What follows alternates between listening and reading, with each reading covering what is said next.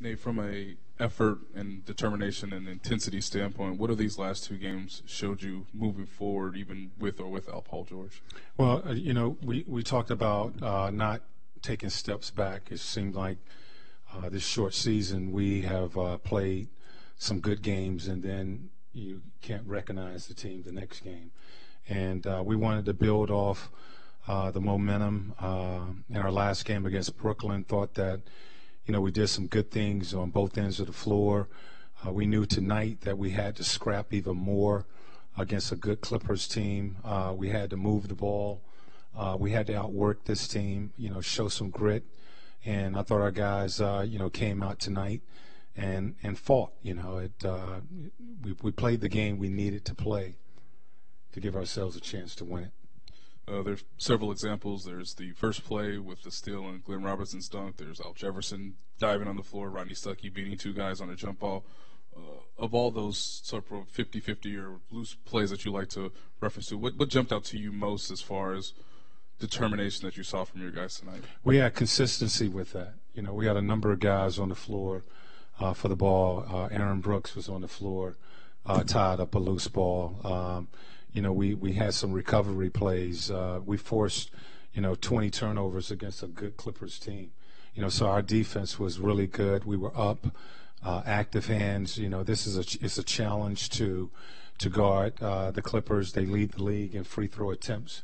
So, we wanted to apply pressure without fouling and allowing them to get to the free throw line. They did some, but, we did force 20 turnovers.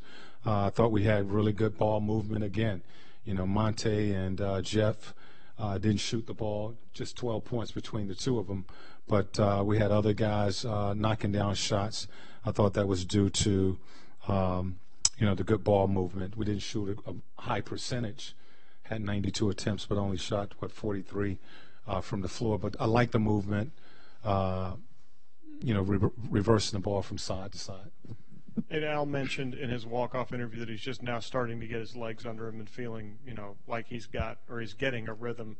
Were you starting to wonder if it was going to come, or is that just one of those things that with Al that eventually it's going to be there? Well, we've been pushing him. We've been pushing him, and I've been challenging him. His minutes has been down, and we wanted more. We need more. We know what he can do on the offensive end of the floor. Defensively, we need him to defend the basket and be able to, at times, he has to guard spread fives like tonight. But he's got to be able to give it, and everybody has to be able to give it on both ends of the floor. I think he's looking better, certainly these last couple games, and we certainly need him. To do those things on both ends of the floor. And not ever to wish any ill of anything, but if a byproduct of Paul George's absence is what Glenn Robinson has been able to do for himself, to prove to himself and to everybody else what he can do, then silver lining, I guess? Well, he's just been solid, and, we're not calling plays for him. He's allowing the game to come to him. He's playing in the flow of the game. He's getting himself open. And, what I really like is he's defending hard, working hard on the defensive end of the floor, and he's trying to help on the boards. I think last game he had nine rebounds. Tonight he had 6. All of them was defensive rebounds. We need that, from our guys. And, I just feel he's playing big minutes with 38 minutes. So he's bringing energy the entire time that he's in the game. Nate, 18 games into the season, do you know what you've got here yet? No. I think I said that beginning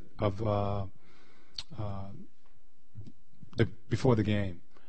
We are still working and trying to establish, who we are, and what we've seen the last 2 games is part of what I think we can be. I would like to see us, play a little faster offensively, run and push the ball even more. I think we can do that, and continue with the ball movement while playing defense. So, no, I think we're still working on establishing who we are as a team, and I think it's going to take even more time, when Paul and C.J. Miles get back into rotation, where we have to build chemistry with each other, with that group being back on the floor. How have you seen Glenn maybe not having to look over his shoulder after any little mistake benefit him, add to his confidence that we've seen from him?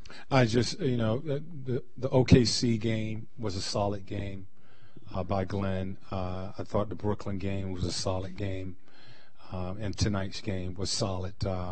He's not making a lot of mistakes.